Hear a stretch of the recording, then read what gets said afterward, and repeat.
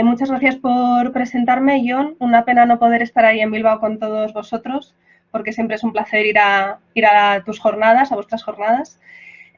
Como ha dicho Jon, mi experiencia es mixta. Soy programadora de salas de conciertos y a día de hoy soy la programadora de una de las 4 salas que permanecen activas en Madrid.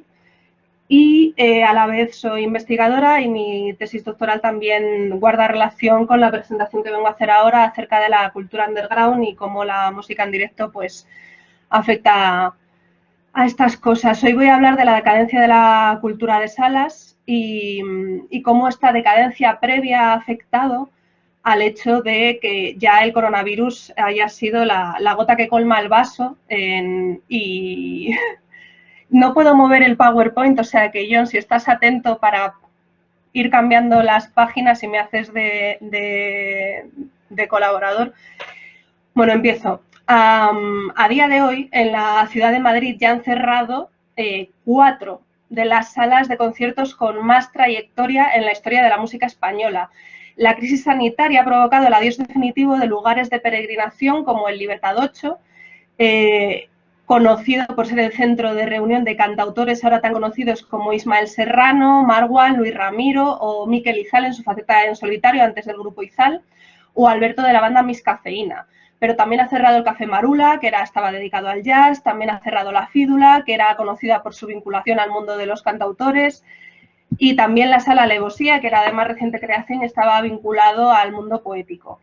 Esto lo descubro en la investigación que termina en octubre, pero creo que a día de hoy también corren rumores de que 2 de las mayores salas de Madrid también van a cerrar, pero son todavía rumores, no se ha confirmado. Es importante decir que me voy a centrar en la Comunidad de Madrid, en la ciudad de Madrid, porque es el lugar donde yo desarrollo mi actividad y porque ahora mismo la crisis sanitaria hace muy difícil hacer un mapa global de cuáles son las medidas que se han tomado en cada ciudad, en cada comunidad autónoma.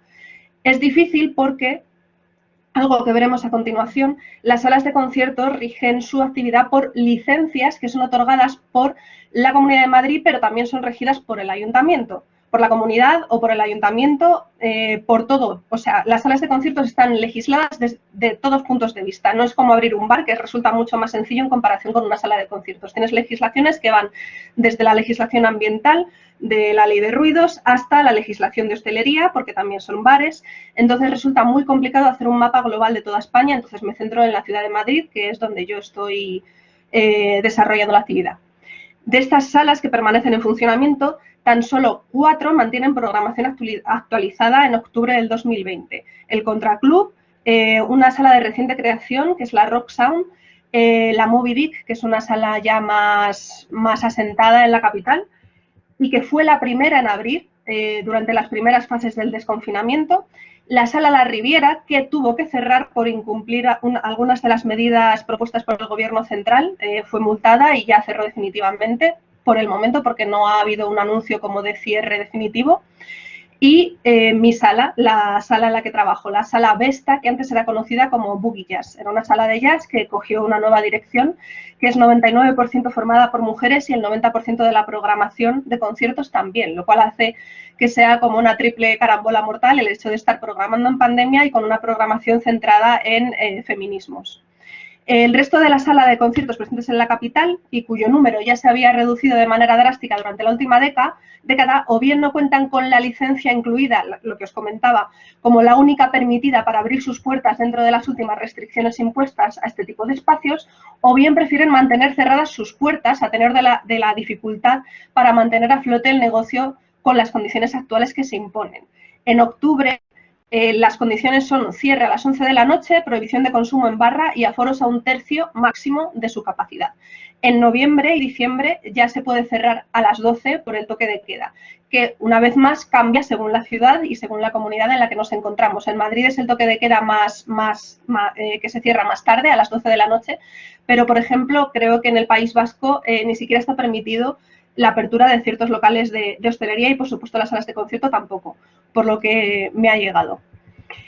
Es, sin lugar a dudas, una perspectiva desoladora que muestra no solo la devastación producida por una pandemia mundial, sino también la fragilidad de un sector cuya idiosincrasia ha complicado más de la cuenta la aplicación de medidas certeras para su protección. El objetivo de esta presentación se basa en poner sobre la mesa las cuestiones que han provocado la decadencia de la cultura relacionada con las salas de conciertos en nuestro país desde su nacimiento. Cuestiones relacionadas con un sinfín de tipologías de licencias, una sobreregulación del sector, precedida por una desregulación de la industria musical, así como la existencia de estereotipos perjudiciales ligados a la actividad de las salas de conciertos, horarios poco ajustados a la realidad social e incluso condiciones económicas perjudiciales para los músicos. Lo que aquí trato de explicar es que las salas, antes de que llegara la pandemia, ya tenían muchos problemas acumulados y tenían una mala visión social en general a lo largo de los años por dar condiciones económicas a los músicos que ellos consideraban injustas, pero a la vez no contar con una protección gubernamental específica, etcétera, etcétera. Llegados al momento actual, se pone de manifiesto que estos mismos factores han sido también parte del problema a la hora de proteger un sector dañado y necesitado de iniciativas públicas que les permitieran mantener su actividad. Unas subvenciones que ahora no son ya necesarias, sino imprescindibles para que esta generación no llegue a ser testigo de la desaparición de un escalón tan importante en la industria musical como son las salas de pequeño o mediano aforo. Esta presentación forma parte de la investigación desarrollada para la Fundación Alternativas en su convocatoria de estudios de progreso 2019. A lo largo de la escritura de este documento se han sucedido modificaciones en cuanto a la regulación de espacios vinculados al ocio nocturno, siendo este utilizado casi podríamos decir como chivo expiatorio en la pandemia en los medios de comunicación. Incluso se han podido llegar a observar campañas publicitarias en las que se ponían en paralelo la imagen de un concierto y la de un hospital, como es la foto que aparece en la segunda diapositiva, y haciendo imposible no asociar el ocio musical mal asimilado con el ocio nocturno con una amenaza para la salud en tiempos de pandemia. Es esta fotografía que vemos aquí en la que pone este verano tú eliges la pulsera y es la pulsera de un festival y la pulsera de un hospital, ¿no? En concreto, esta campaña del Ayuntamiento de Murcia finalmente fue retirada tras las quejas de profesionales del sector y del público en general a través de Twitter sobre todo. Sin embargo, otras como la del Ayuntamiento de Madrid, de las que se relaciona ocio nocturno con contagio, siguen vigentes y en el propio metro.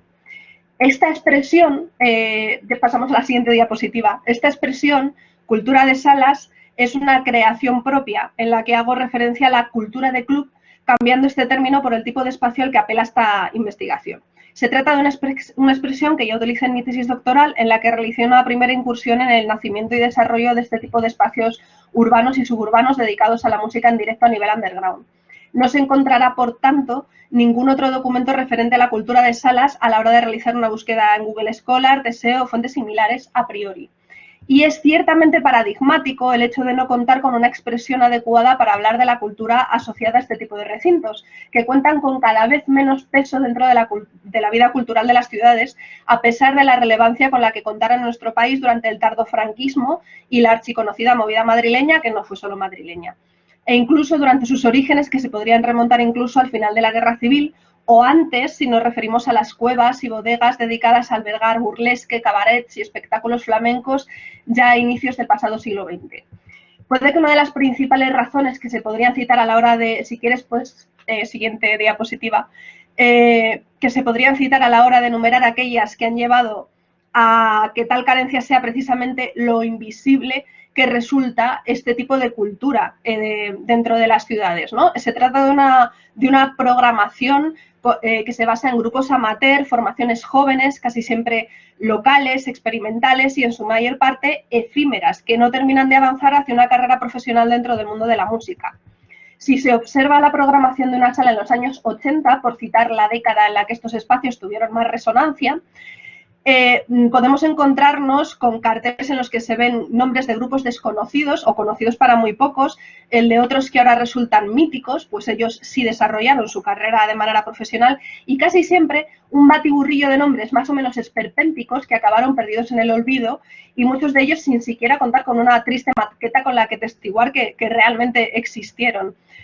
Seguramente alguno de estos viejos rockeros todavía tenga en su cuarto un cartel diciendo: mirad, hijos míos, vuestros padres tocaron en este grupo de nombre impronunciable cuando eran jóvenes.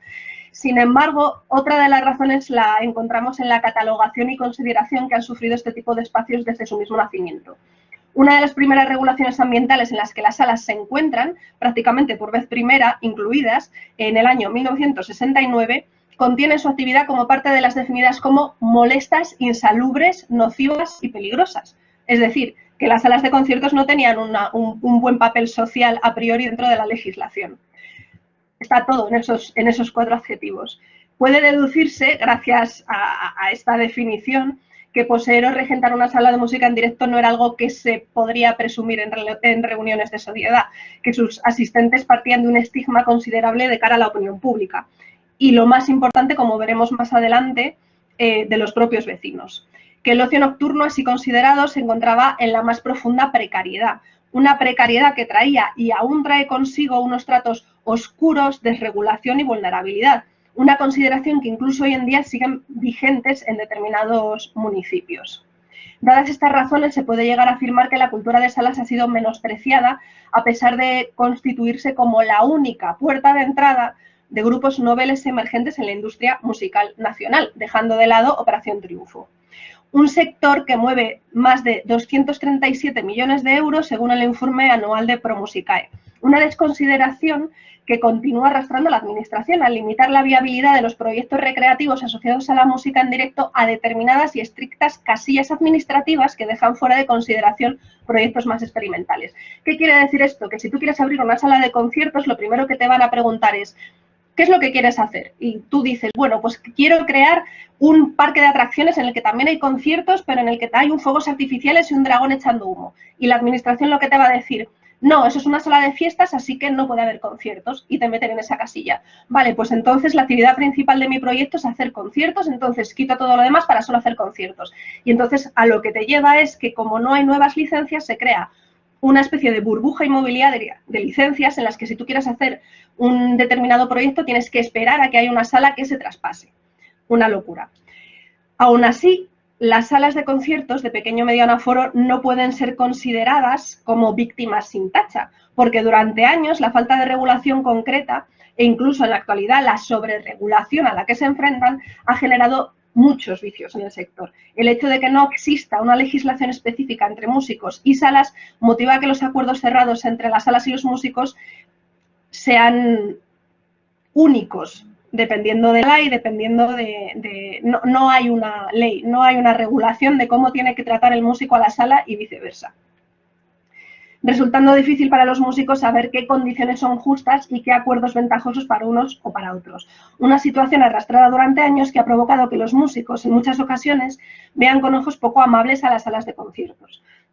Este contexto afecta no solo a músicos que aún desarrollan su actividad en las salas, dado que los músicos que ya han alcanzado un nivel dejan de lado el hecho de volver a las salas porque les resulta mucho más ventajoso económicamente cerrarse al circuito de festivales o cerrarse a macro recintos a volver a las salas de conciertos, sino a jóvenes que buscan ofrecer sus primeras actuaciones, es decir, músicos amateurs desconocedores de la industria musical y su funcionamiento interno.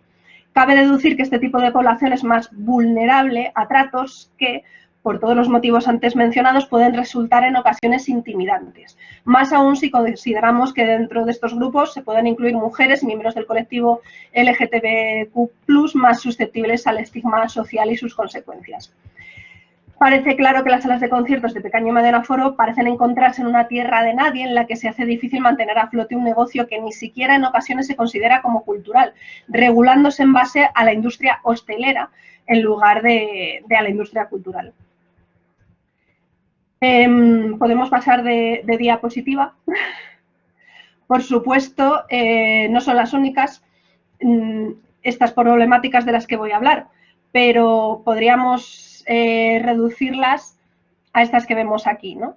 El estigma social del que ya he hablado, la no existencia de una regulación que hable de esta clase media, que es pasar de emergente a profesional, es decir, qué pasa con los músicos que empiezan a tocar hasta que llegan a ser profesionales, ¿no? Hay una parte de novel a profesional que no está regulada, que no está contemplada y que parece que no existe, al igual que no existen tampoco las salas de conciertos porque nadie las tiene en cuenta. Cuando hablamos de condiciones económicas es el punto como más chirriante, cuando hablamos con profesionales del sector, porque están las salas diciendo no, es que nuestras condiciones económicas impuestas a los músicos son justas porque nosotros tenemos el negocio de barra en el cual se sustenta todo el negocio, pero nuestra actividad principal es la de los conciertos, con la cual no ganamos dinero. Es decir, nos encontramos con un negocio en el que ideológicamente tu actividad principal es hacer conciertos, pero económicamente tu actividad principal es ser un bar. Entonces, ¿esto cómo se regula? ¿Esto cómo se mezcla? Para que normalmente en las salas de conciertos lo que se hace es separar completamente la barra de los conciertos, haciendo que los conciertos tengan que ser autosuficientes económicamente. ¿Y esto cómo se consigue? O bien haciendo unos porcentajes de reparto de taquilla que normalmente suelen ser un tanto extraños, o bien imponiendo un alquiler de sala. El hecho de alquilar la sala parece una cosa súper demonizada, pero al final resulta bastante clarificadora tanto para los organizadores y promotores como para la sala. La sala te alquila su espacio, con lo cual tú pasas a ser un promotor externo, un productor externo, a una cantidad que ellos consideran que están cubriendo los costes fijos de la sala y que además complementan con el negocio de barra. Por supuesto, aquí hay mucha oscuridad porque el negocio de barra no se da a conocer, es decir, no te sacan un papel diciendo pues hemos ganado tanto dinero en barra, con lo cual no deberíamos ni cobrarte el alquiler. Entonces, todas estas controversias que se generan en torno a las salas. El estigma del social ya lo hemos hablado, y a la hora de hablar de festivales también hay que mencionar que muchos de los grandes festivales de este país, el Mad Cool, el BBK, el Primavera Sound, establecen cláusulas de exclusividad a los músicos. Esto hace que una sala, por mucho poderío económico del que pueda presumir, no puede contratar a un Leiva, no puede contratar a un Izal, no puede contratar a un Ángel Stanich porque han firmado un contrato de exclusividad con el festival, con lo cual las salas quedan reducidas a un nivel de no profesionalidad porque los músicos profesionales no tienen la capacidad ni económica ni por contrato de irse a las salas. Podemos pasar de diapositiva. La llegada del coronavirus.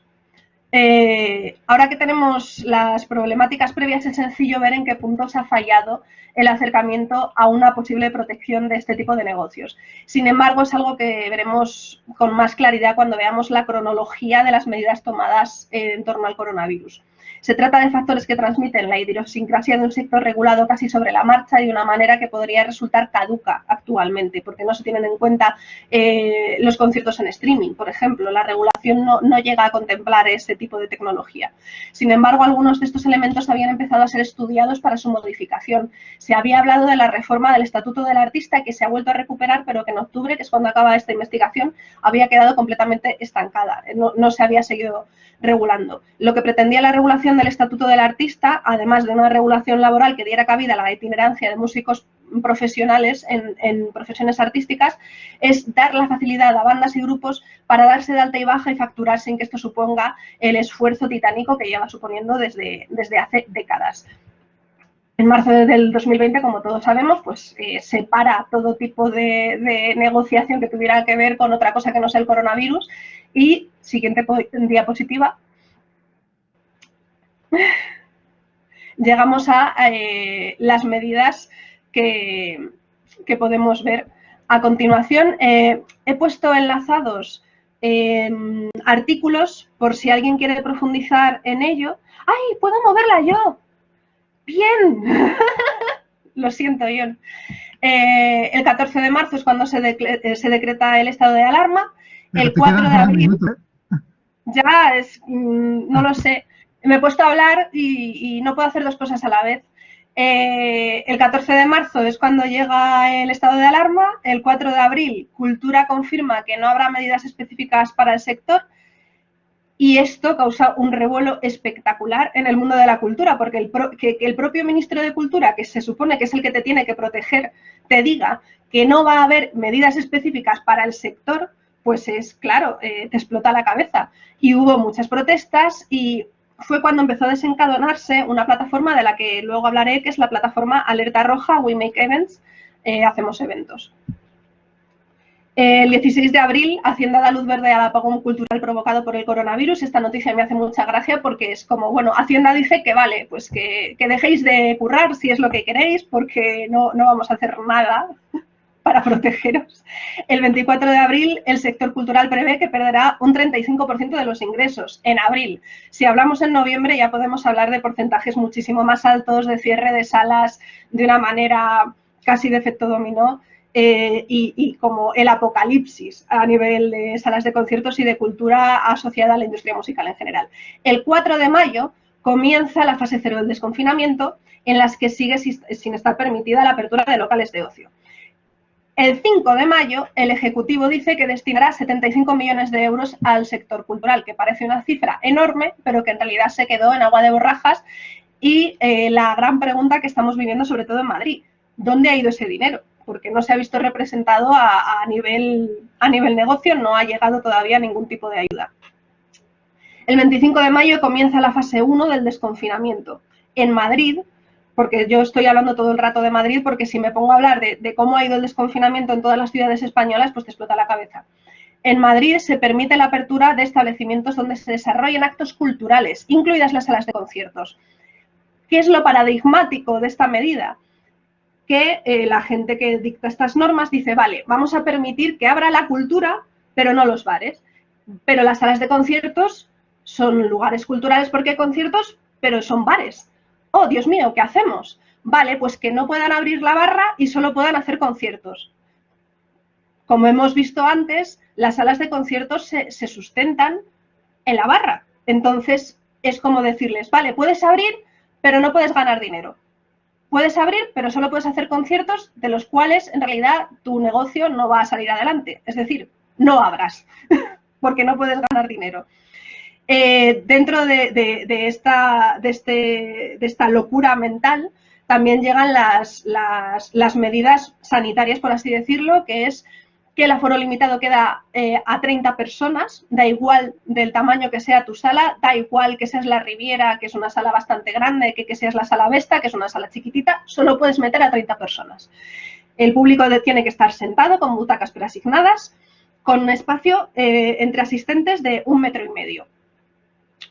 Esto provoca que efectivamente en Madrid solo abre una sala, que es de la que he hablado antes, que es la Movidic, con varios conciertos que se podrían catalogar como experimentales. Trajeron a Los Punsetes, que es una banda bastante conocida y bastante potente en el sector musical, pero se hizo el concierto a través de streaming y solo hubo 30 personas que pudieron entrar a la sala. Obviamente esas entradas volaron, por mucho que fuera el 25 de mayo y todavía la gente y el público estuviera con el coronavirus en la cabeza.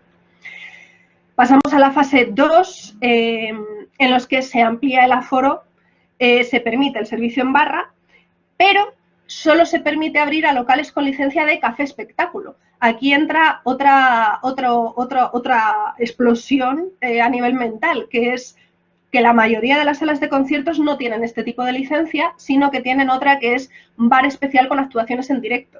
Esa es la licencia más mayoritaria en Madrid, así como en la mayoría de las provincias españolas.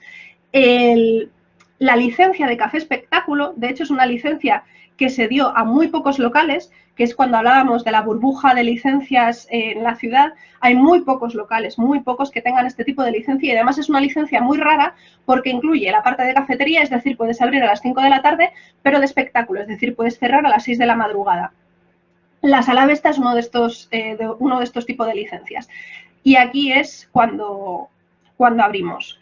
En junio. La sala en la que yo trabajo abrió en junio. También abrieron la Sala Maravillas, que volvió a cerrar, la Riviera, que cerró por una multa, como ya he comentado antes, la Rock Sound, que ha cerrado durante el mes de noviembre y ahora ha vuelto a abrir, y la Sala Vesta. Ahora vuelvo a recuperar una plataforma de la que he hablado previamente, que es la plataforma Alerta Roja. Esta plataforma se creó a tenor de las declaraciones del ministro de Cultura para unirse y poder realizar una propuesta a nivel industrial, a nivel industria de espectáculos. Entonces se unieron las salas de conciertos, pero también congresos, ámbito publicitario, todo tipo de negocios asociados a la palabra espectáculo o evento, sobre todo. Esta creación llevó consigo la reunión para hacer una manifestación que fuera muy visual y que llamara mucho la atención del medio político para poder poner sobre la mesa las reivindicaciones que venían tratando y que muchas de ellas son previas al coronavirus. La creación del Estatuto del Artista, la creación de una regulación específica para el sector que no esté basada en otro tipo de industrias, etcétera. Y el 28 de septiembre por fin consiguen reunirse con el ministro Uribes, al parecer con resultados positivos. Esto en la fecha que estoy comentando. A día de hoy, en diciembre, no fue tan positiva la reunión y no ha sido tan positivo el tipo de acuerdos a los que han llegado. Se ha llegado a, por ejemplo, la más mediática fue la de dar un pequeño sueldo, una pequeña ayuda de 490 euros a los profesionales que demostraran formar parte del sector de espectáculos, pero solo daban a profesionales por cuenta ajena, con lo cual los autónomos quedaban fuera. La mayor parte del sector de eventos está formada por autónomos o por pequeñas empresas que en realidad es 1 o 2 personas las que lo forman, con lo cual un desastre. Para no extenderme en el caso de las conclusiones, me gustaría decir que ha habido cosas de las que no hemos hablado, y como por ejemplo el hecho de que los escenarios mayoritarios durante la época franquista eran las universidades. Ahora mismo las universidades no están programando ningún tipo de conciertos. Hubo a lo largo de los 80, cuando las universidades, los colegios mayores programaban este tipo de eventos en los que no sabemos si por regulación, seguramente por regulación de las propias universidades, se dejaron de desarrollar este tipo de eventos y dejó de haber música en directo en las universidades. Pero también quería hablar de las salas de titularidad pública, que ahora mismo no están dedicándose a grupos noveles que quizá deberían encajar mejor en una sala en la que puedan desfogarse, en la que puedan ensayar, etcétera. Ahora mismo las salas de titularidad pública es muy difícil tocar allí y de hecho hay que pasar por una serie de trámites muy complicados, con lo cual la mayoría de los grupos noveles prefieren irse a negocios privados, como son las salas de conciertos, antes que pasar a una sala de titularidad pública que seguramente fuera más acorde a su filosofía, ¿no? Luego también está el hecho de que las administraciones no están haciendo uso de salas que están vacías. Se podrían organizar conciertos en streaming, se podrían, como en el caso de Barcelona, dedicar espacios abiertos a que las salas programen este tipo de espacios abiertos con una programación propia. En Madrid no se ha hecho y en la mayoría de las provincias españolas tampoco. Entonces, mi conclusión básicamente es que las problemáticas que ya traía el sector consigo han redundado en una regulación durante la crisis del coronavirus que ha sido horrible para ellas y que no las ha ayudado en absoluto a sobrevivir, sino más bien al contrario, ha hecho que si ya tenías problemas, pues acabes cerrando. Y creo que ya está. Lo demás podríamos discutirlo en mesa redonda y etcétera.